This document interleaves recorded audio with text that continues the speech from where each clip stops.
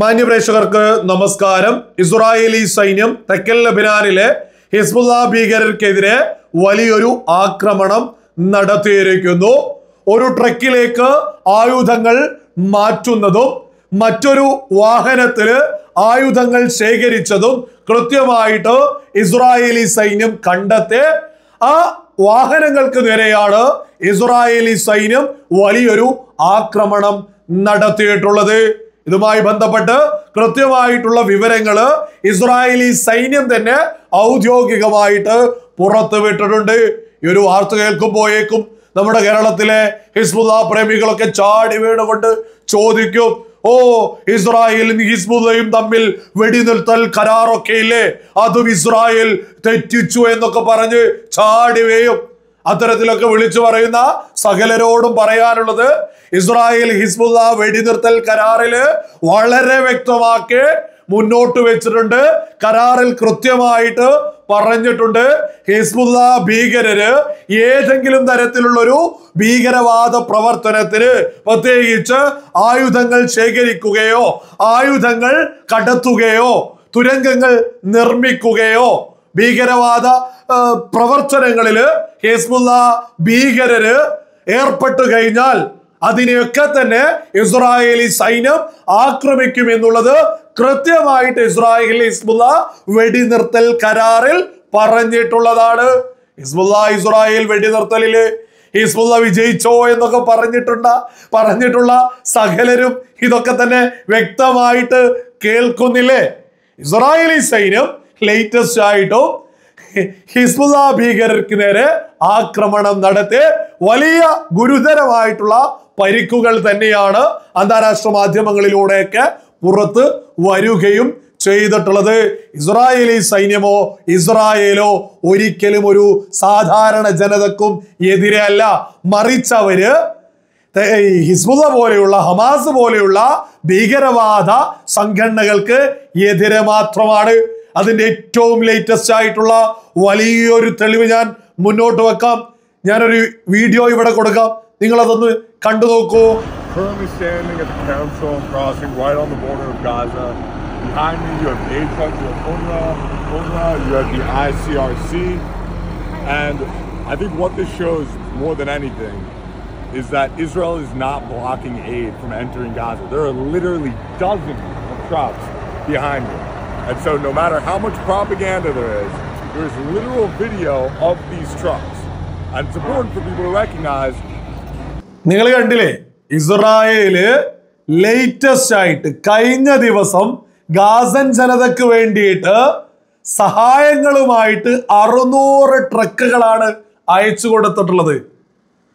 Food ഉൾപ്പെടെ Israel Ghassan ജനതയ്ക്ക് ആവശ്യമുള്ള അവശ്യ സാധനങ്ങള് ഇസ്രായേല് അയച്ചു കൊടുത്തിട്ടുള്ള ട്രക്കുകളുടെ വീഡിയോ ആണ് നിങ്ങളിപ്പോ കണ്ടിട്ടുള്ളത്. ഇതൊന്നും നമ്മുടെ കേരളത്തിലെ പ്രമുഖ മാധ്യമങ്ങളൊന്നും തന്നെ ചർച്ചയാക്കില്ല, ഇതൊന്നും തന്നെ വാർത്തയാക്കില്ല. ഇസ്രായേലി സൈന്യം ലേറ്റസ്റ്റ് ആയിട്ട് ഗാസൻ ജനതയ്ക്ക് വേണ്ടിയിട്ട് അയച്ചു കൊടുത്തിട്ടുള്ളതാ നമ്മൾ കണ്ടിട്ടുള്ളത്. ഇതൊക്കെ തന്നെ തിരിച്ചറിഞ്ഞിട്ട്, അതായത് ഗാസയിലെ ജനത പോലും തിരിച്ചറിഞ്ഞുകൊണ്ടിരിക്കുക, ഞങ്ങൾക്കെതിരെ ഇസ്രായേൽ അല്ല, ഞങ്ങൾക്കെതിരെ ഞങ്ങൾക്കൊപ്പമുള്ള ഹമാസ് എന്ന ഭീകര സംഘടനയാണ്. അത് തിരിച്ചറിഞ്ഞിട്ടുള്ള കുറച്ച് ആളുകള് ഹമാസ് എന്ന ഭീകര സംഘടനക്കെതിരെ പ്രതികരിച്ചു തുടങ്ങി.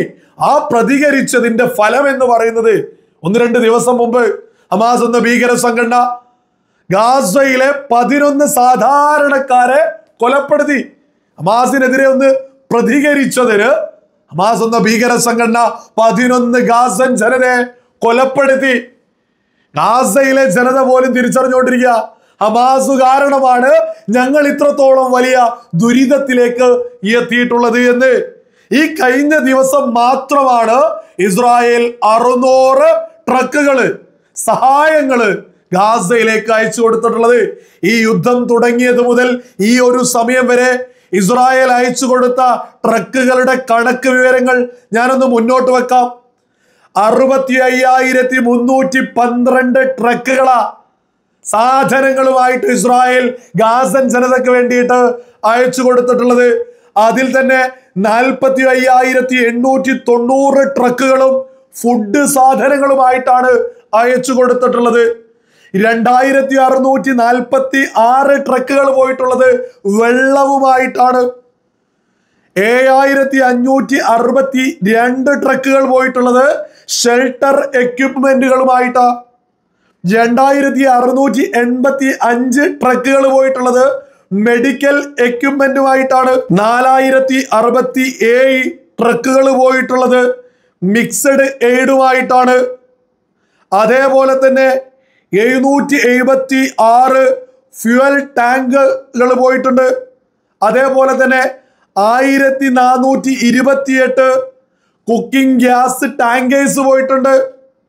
അതേപോലെ തന്നെ നമ്മൾ പല വീഡിയോകളിൽ കണ്ടിട്ടില്ലേ, വിമാനങ്ങളിൽ പോയിട്ട് അവർക്ക് ആവശ്യമുള്ള സാധനങ്ങൾ കൊടുക്കുന്നത്, ആകാശത്ത് നിന്ന് താഴോട്ട് കൊടുക്കുന്നതായിട്ടുള്ള ഒരുപാട് വീഡിയോകൾ നമ്മൾ കണ്ടിട്ടുണ്ട്.